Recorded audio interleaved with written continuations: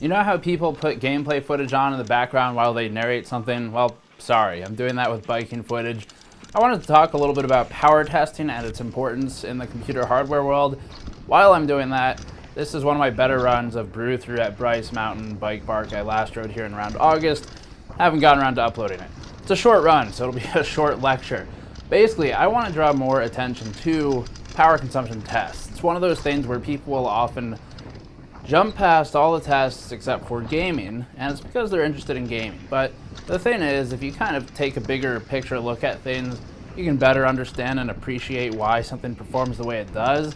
And with power consumption specifically, this is a metric that can teach you a whole lot about a product. That's why we've been investing in current clamps and things like that.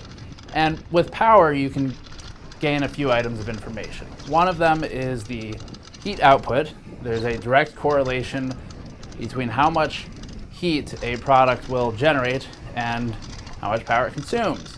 That's because it's really all just heat at the end of the day anyway. Computers are basically giant space heaters. So the hotter your product is, probably the more power it draws. And generally speaking, you can kind of gauge roughly the size of the heatsink requirement, the speed of the fans from which you can derive noise levels, things like that. So this is an important metric to know about, particularly with things like GPUs and CPUs. And from power consumption, we can also gather important information about efficiency.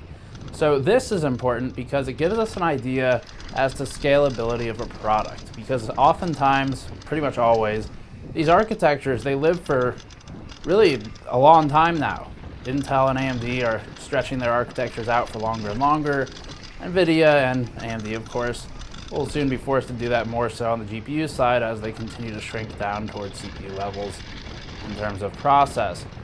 So this is a major move for the industry in terms of really trying to get the most out of their engineering. And when you're doing that, you need to know scalability. So when we look at a product like a CPU or a GPU, we really care about how much power it consumes and what kind of output it gets for that power consumption. Because if you look at something like Fiji versus Vega, you can see the stepping stones for Vega in Fiji. And Vega increases the clock by a couple hundred megahertz, which is substantial, but it also increases the power consumption. So we can kind of look at these two items and start to gauge a rough idea of the efficiency in terms of performance per watt, which gives us an idea of what the future will look like if these, whatever architecture it is we're talking about, continue to iterate rather than getting replaced. So that's just some really quick, really rough thoughts on power testing and why you should care. It's nothing super concrete. It was spoken in like 3 minutes while you watch this, so you get what you pay for, which is $0, so you get not a lot, but hopefully it gives you just some basic ideas, some really simple concepts as to why you might want to care about these things in the future. It's not supposed to be a major lecture teaching you a whole lot about how it all works or how to make predictions or projections.